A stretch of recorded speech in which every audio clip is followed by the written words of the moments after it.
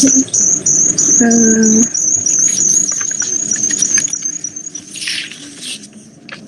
Hari ini saya akan terangkan Philip curve and Friedman's automated Philip curve. So sebelum kita nak tahu apa tu Philip curve, kita kenal dulu siapa dia punya pengasas ekonomi dia. So sebelum ni kalau kita belajar Keynesian kan, dia punya pengasas dia adalah John Maynard Keynesian. Dia ni adalah he was an economist who did a lot famous work during Great Depressions. So yang sebelah dia tu adalah A.W. Phillips. Dia pula adalah seorang ahli ekonomi yang mengubahkan Keynesian kepada Philip curve. So ni adalah key point Philip curve. Yang pertama adalah Philip curve shows the trade-off between unemployment and inflation in an economy. Maksudnya dekat situ keluk Philip tu adalah menunjukkan pertukaran antara pengangguran dan inflasi dalam ekonomi. Inflasi ni maksud dia adalah kenaikan harga barang secara terus menerus, dan manakala maksud pengangguran adalah seseorang yang tergolong yang dalam ingin mendapatkan kerja tetapi belum mendapat pekerjaan lagi. So dekat sini kerajaan dia kena pilih antara inflasi ataupun pengangguran. Kerajaan tak boleh pilih dua-dua sama ada inflasi ataupun pengangguran. Dia kena pilih salah satu. Contohnya kalau kerajaan dia nak fokus kepada inflasi, contohnya inflasi menurun, pengangguran meningkat. Kiranya pengangguran meningkat tu kiranya ramailah orang-orang yang masih tak bekerja lagi. So dekat situ pertumbuhan ekonomi akan menurun juga. Macam sekarang kalau COVID kita dah boleh nampak kan. Okey, itu adalah trait yang pertama. Trait yang kedua, bila kerajaan dia nak khususkan kepada pengurangan pengangguran. Maksudnya bila pengangguran berkurangan, semua orang bekerja. So dekat situ nanti inflasi akan meningkat dan pertumbuhan ekonomi juga akan meningkat. Point yang kedua, Keynesian economics argues that the solution to a recession is expansionary fiscal policy that shift the aggregate demand curve to the right. Maksudnya dekat sini bila kemerosot fiskal ekonomi tu dia akan mengubahkan keluk dia kepada ke kanan. Yang ketiga, the other side of Keynesian policy occurs when the economy is operating above potential GDP. In this situation, unemployment is low, but inflationary rises in the price level are a concern. The Keynesian response would be contractionary fiscal policy that shift aggregate demand to the left. Maksud dekat sini, bila ekonomi tu lebih daripada GDP tu adalah KDNK, kadar pengangguran rendah tetapi kenaikan inflasi pada tahap harga yang tinggi dan dia punya aggregate demand dia akan bergerak ke kiri. Yang keempat, contractionary fiscal policy consists of tax increase or cuts in government spending designed to decrease aggregate demand and reduce inflationary pressures. So untuk contractionary fiscal policy ni dia akan kenaikan cukai tapi dia akan cuts pada pemotongan perbelanjaan untuk kerajaan. So dekat situ akan mengurangkan aggregate demand dia. Tetapi sebaliknya pada expansionary fiscal policy dia kurangkan cukai tetapi meningkatkan perbelanjaan kerajaan dan dekat situ dia akan meningkatkan aggregate demand dan untuk keluar daripada kemerosotan ni. So seterusnya adalah Philip curve. Philip curve ni tadi adalah A.W. William tadi tu yang mengasaskan. In the 1950s, A.W. Phillips, an economist at the London School of Economics, was studying the Keynesian analytical framework. The Keynesian theory implied that during a recession, inflationary pressures are low, but when the level of output is at or even pushing beyond potential gross domestic product or GDP, the company is at greater risk for inflation. Philip analyzed 6 years of business data and found the trade-off between unemployment and inflation described in Keynesian theory, which become known as a Philip curve. So dia bertukar kepada nama dia Philip curve. Seterusnya Nurin. Okay, seperti yang kamu semua tengok, ini adalah Philip curve atau graf Philip yang untuk short run, maksudnya untuk jangka masa pendek. Philip curve ni bermaksud William Philip tu berpendapat bila inflasi meningkat, maka unemployment akan turun dan sebaliknya. Graf Philip ni dia negatif and tak linear.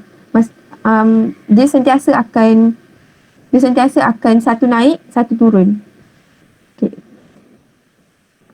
Curve Philip ni ada dua, satu jangka masa pendek dan jangka masa panjang. Tapi jangka masa panjang tu tak relevan untuk sesebuah negara. Sebab kalau jangka masa panjang tu terus digunakan, minta maaf, kalau jangka masa panjang tu untuk curve Philip ni terus digunakan, maka kita semua akan mati. Maksudnya memang tak boleh, mustahil untuk jangka masa panjang tu wujud. Okay. Philip curve ni menunjukkan hubungan antara inflation and unemployment. Okay. Sekejap.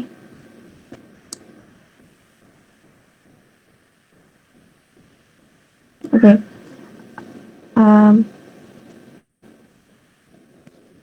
Kalau kita tengok daripada curve Philip ni, bila inflation naik, maka unemployment akan turun. Dia terjadi bila kalau permintaan tenaga kerja tu tinggi, so banyaklah orang yang menganggur kan.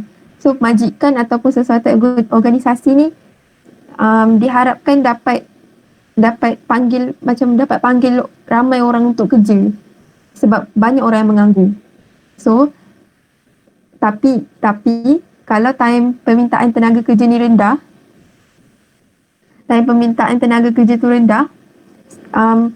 pekerja pula tak nak terima gaji yang lebih rendah daripada sepatutnya. Macam sekarang kan, kalau kita kerja, mesti kita macam target gaji. Kalau budak SPM target gaji 1,000. Kalau rendah 1,000 mesti macam alah tak nak, baik cari kerja lain. Macam tu maksudnya.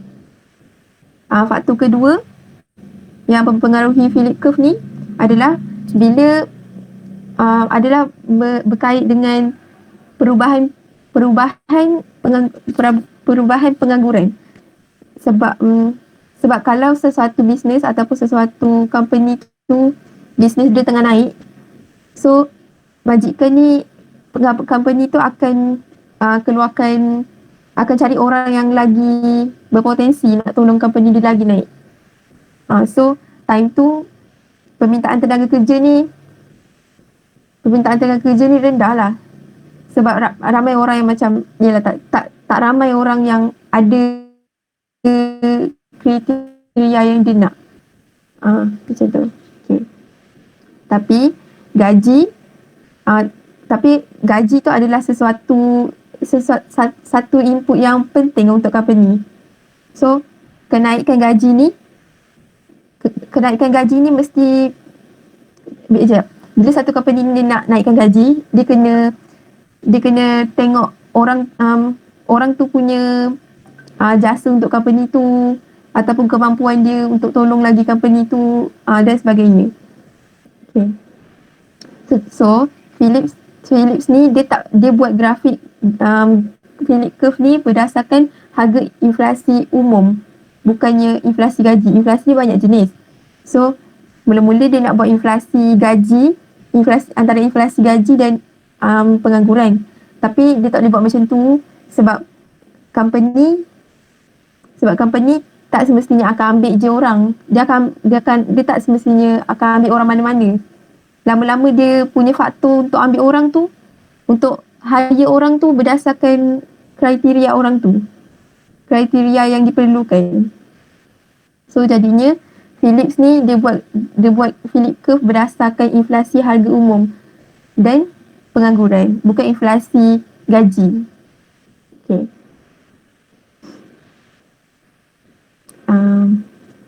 Okay, sekejap Bella, next.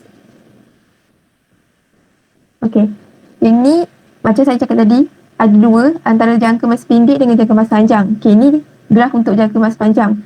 Kalau kita tengok garisan AB tu, yang first, yang awal. Garis awal. So, yang C tu, untuk seterus-terusnya, maksudnya satu negara tu, satu negara tu contoh short term, dia target untuk 1 tahun. Dia buat satu curve ni untuk 1 tahun. Okay. Tahun depan, dia kena buat curve baru. Dia kena buat curve baru, dia kena buat, satu negara tu kena buat graf curve ni yang baru. Dia tak boleh sentiasa guna je. Tak boleh. Sebab bila Philip curve ni jadi jangka masa panjang, dia akan jadi garisan merah tu tau. Sebab tak logik. Kadar pengangguran akan ikut inflasi. Tak logik. Inflasi tinggi, kadar pengangguran rendah. Dia tak boleh sentiasa macam tu. Sebab kadar inflasi tinggi tu kadar pengangguran tu akan ikut dia. Kalau tak nanti grafnya jadi tegak macam tu. Jadi vertical. Okay, sekejap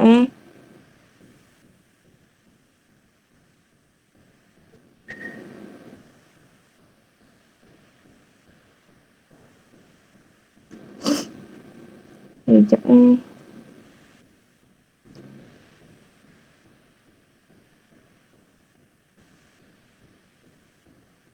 Okay. Curve Philip ni menunjukkan sesuatu negara tu boleh turunkan inflasi dengan naikkan output dan turunkan pengangguran secara bertahap. Tak boleh terus macam semua majikan tiba-tiba pak bagi kerja. Kalau tak graf tu jadi huru-hara. So tapi ada untuk jangka mula-mula kan curve Philip ni buat dia punya untuk jangka masa panjang punya curve tu macam ni. Tapi ada fragment dan lagi seorang tu siapa? Dia bantah Philip curve punya teori. Dia bantah Philip curve punya teori. So sebab dia cakap tak logik. Macam saya terangkan tadi, dia cakap tak logik untuk Philip curve digunakan untuk jangka masa panjang. So jadinya dia bantah dan dia ada pendapat dia sendiri.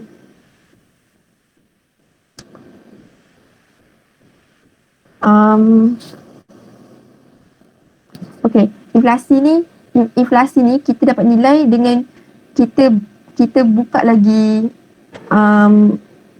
lagi kerja kosong untuk orang. Sebab kalau satu company tu dia bagi banyak kerja ataupun banyaklah orang yang bekerja, so inflasi akan meningkat tau. Sebab semua orang ada duit dan semua orang mampu beli barang apa semua, so jadi ekonomi pun meningkat, so inflasi pun meningkat. Macam tu lah.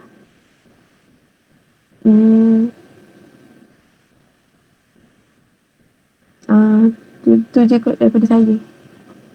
Terima kasih. Madam. Dah settle Dah. Okay. Untuk yang ni untuk part ni, awak hanya perlu tahu daripada A ke B, C. Okay, maksud dia perubahan. Dia punya peralihan daripada mana ke mana dan apa ceritanya. Itu sahaja. Tapi nanti kita akan tengok soalan final macam mana sebab kita tak ada essay. So kita tengok macam mana soalan final nanti dia keluar untuk chapter ni. Okay? Okey, madam. Yang penting awak faham macam mana dia beralih tu daripada ni, apa cerita dia, lepas tu apa yang jadi. Okay? Okey, madam. Thank you Nurina. Thank you Nur Nabila. Okay, next.